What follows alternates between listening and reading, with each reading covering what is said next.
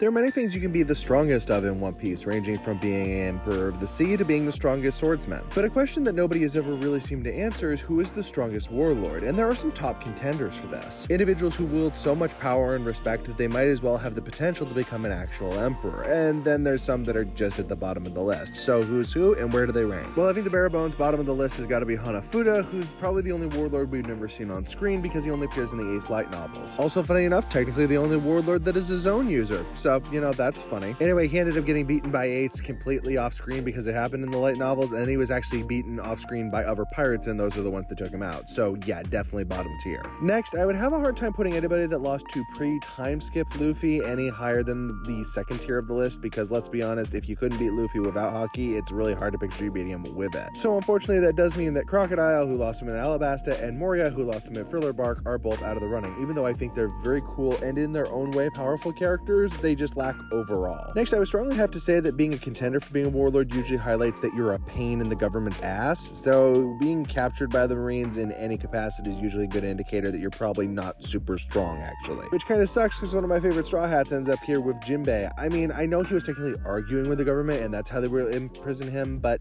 yeah, it's not a great look that he ended up being imprisoned and had to be rescued by Luffy. The same also technically goes for Weevil. Even though he did take a huge chunk out of the Marines for them to actually do that to him, he still lost and ended up getting dragged off. And let's be fair, Buggy totally would have too if Crocodile hadn't intervened. But now with those out of the running, we're talking about some warlords with some serious cunning, abilities, and powers altogether. And I think when you think of a powerful warlord, Doflamingo definitely springs to many fans' minds. And there's a lot going for him. He has a, well, actually not really useful devil fruit that he's turned into one of the most dangerous. He has pretty great hockey, some really genius level smarts, as well as some pretty cunning planning and the ability to build a vast network. And his crew's not weak either. Plus, he had the political power of being the king of Dressrosa and actually a celestial dragon. But for all of that, he was still kind of not even close to being the strongest for a couple reasons. For one thing, he did lose to Luffy, though this was at least Gear 4. But also, he was subservient to an emperor in addition to the government. He was afraid and subservient to Kaido. And because of that, it's hard to picture him as like the strongest warlord because there are some on this list who don't obey anybody unless they choose to. And yeah, that does immediately take Law out of the running. I mean, let's be honest, he needed Luffy's help to beat Doflamingo. So considering that last guy couldn't do it, he definitely can't either. But putting that aside, he later on is able to be a two-man tag team in beating Big Bomb, so that does earn him some serious power. Just not power he completely gets to claim on his own. Now, to be fair, it would be very easy to actually have just shot Blackbeard up to the top of this list,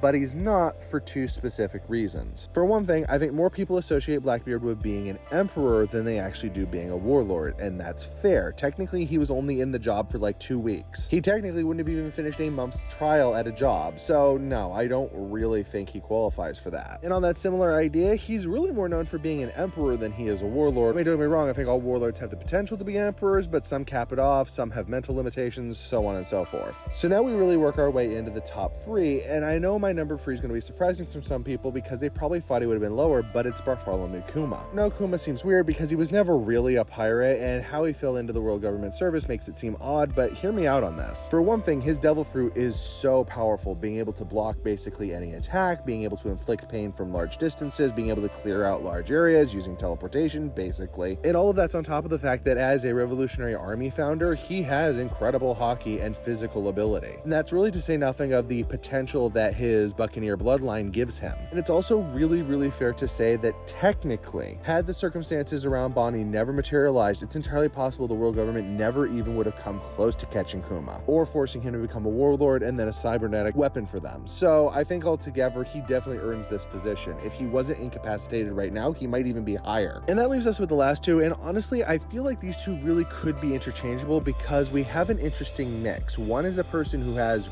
great power across the board, but has lost a fight, technically, and the other is an individual who basically has almost no feats, but lives on the aura that they generate within the story. So let's start with the one that I am personally putting at second, but I understand why some people would disagree, Dracula Mihawk. Don't get me wrong, I think Mihawk is one of the strongest characters in the whole of One Piece, being capable of going toe-to-toe with admirals or even emperors if he really wanted to. But the man's boredom and general contempt for other people seems to really keep that from being a friction-based issue. The other one is that he doesn't really seem to have a purpose, although now Zoro's kind of giving that to him. The real reason that I put him at number 2 is because, well, he doesn't necessarily have no feats, he has next to no feats. He beat a very inexperienced Zoro by by comparison, which was a humbling experience for him and showed him how much further he could go, but doesn't really give us a clue for how strong Mihawk is in the larger world. And then end up with the Battle of Marineford, which, we see him cut a massive glacier in half, which is impressive, and then almost hit Whitebeard a couple times and gets intercepted by a couple of the Whitebeard commanders. However, he at least never loses to any of them, so there's that. He's also arguably the main power behind the Cross Guild, but we'll see if he gets to do anything else really cool as we go. Which does leave us with our number 1 spot, and if you've done the list, you've probably figured out who it is, but yeah, it's Boa. And no, this isn't for simping reasons. Boa is arbitrarily one of the most powerful people in the One Piece world because she wields a lot of abilities. She wields an extremely strong devil fruit that when combined with her beauty pretty much makes it vulnerable to anybody. And even when they're not, such as in the case of the Pacifista at Marineford, she can still hit them and cause the stone effect to happen anyway. It's an incredible amount of political and wealth power based on the fact she's the Empress of Amazon Lily, an island of extreme warriors, and to be honest, because they're pirates, probably not in extreme wealth. She has hockey and physical abilities to go toe-to-toe with, well, pacifistas and other exceedingly strong characters. Now, I get some people might bump her down on this list because she did technically lose a fight to Blackbeard, but consider this. That fight to Blackbeard is a bit of a weird circumstance because he captured her by ambush, not by outright fight, which is something he even admits he would have lost. And while she did have to be saved, it was a circumstance that ended up working out in everybody's favor because Blackbeard ended up readjusting his plan, but he still would have lost his crew, so it kind of swung back and forth in both directions on that one. In a straight fight, though, she totally would have wiped him out, and that's why he chose to use a sneak attack. Boa also had one of the largest leaps for her bounty post the period of the Marines revoking the Warlord status, and that is because she is just that strong. But tell me what you think down in the comments below.